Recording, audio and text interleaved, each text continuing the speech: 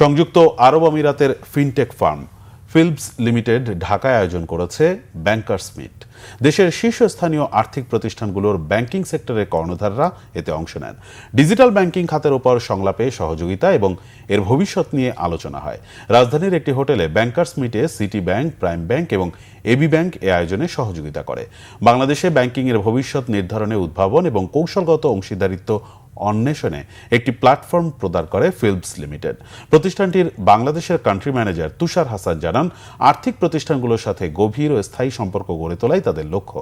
অনুষ্ঠানের মূল আকর্ষণ বিশ্বব্যাপী শীর্ষ 10 জন ফিউচারিস্ট, আন্তর্জাতিক বেস্ট সেলিং লেখক এবং মিডিয়া ব্যক্তিত্ব ব্র্যাড কিং। ব্যাংকার্স মিটে বক্তব্য দেন অ্যাসোসিয়েশন অব ব্যাংকার্স বাংলাদেশ লিমিটেডের চেয়ারম্যান মাসরুর আরেফিন, ফিল্পসের সিইও বিশ্বাস ধাকাল।